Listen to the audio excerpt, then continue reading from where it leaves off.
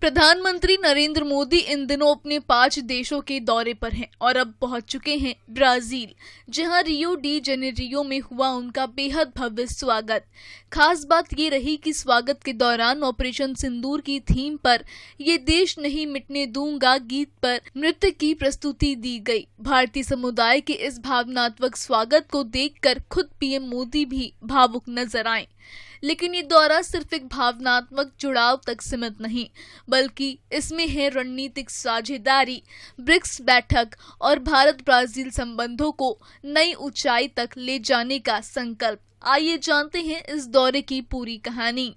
Brazil के Rio de Janeiro में प्रधानमंत्री नरेंद्र मोदी का स्वागत एक खास अंदाज में हुआ। भारतीय प्रवासी समुदाय ने पारंपरिक नृत्य, लोक गीतों और ऑपरेशन सिंदूर की थीम पर खास प्रस्तुति देकर पीएम मोदी का अभिनंदन किया। "ये देश नहीं मिटने दूंगा" गीत पर दी गई प्रस्तुति ने कार्यक्रम में देशभक्ति की गूंज भर दी। ये पीएम मोदी की ब्राजील की चौथी यात्रा है और इस बार वे ब्रिक्स शिखर सम्मेलन में हिस्सा लेने पहुंचे हैं। इस दौरान वे ब्राजील के राष्ट्रपति लुइस इनासियो लुला दा सिल्वा से मिलेंगे और दोनों देशों के बीच रणनीतिक साझेदारी को और मजबूती देने पर चर्चा करेंगे। रियो डी जेनेरियो के गैलियो इंटरनेशनल एयरपोर्ट पर उतरते ही पीएम मोदी का गर्मजोशी से स्वागत हुआ।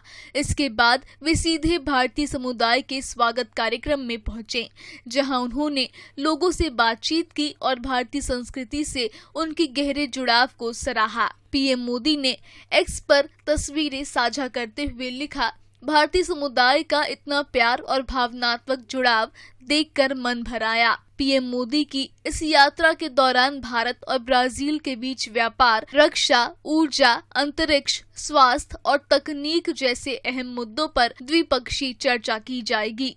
ब्रिक्स शिखर सम्मेलन के बाद पीएम मोदी ब्राजील की राजधानी ब्रासिलिया जाएंगे, जहां राष्ट्रपति लुला से औपचारिक मुलाकात होगी। ये दौरा पीएम मोदी की 8 दिवसीय 5 देशों की यात्रा का हिस्सा है, जिसकी शुरुआत उन्होंने 2 जुलाई को घाना से की थी। घाना के बाद वो त्रिनिदाद और टोबैगो पहुंचे, फिर अर्जेंटीना गए और अब ब्राजील में हैं। इसके बाद 9 जुलाई को वे नाम्बिया रवाना होंगे, जहां वे वहां की संसद को भी संबोधित करेंगे। तो पीएम मोदी की ब्राजील यात्रा सिर्फ एक कूटनीतिक मिशन नहीं, बल्कि एक सांस्कृतिक जुड़ाव की कहानी भी है। जहां ऑपरेशन सिंदूर की थीम पर भारतीयों ने स्वागत किया, वहीं ब्रिक्स मंच पर भारत ने फिर अपनी वैश्विक भूमिका को मजबूती से पेश किया।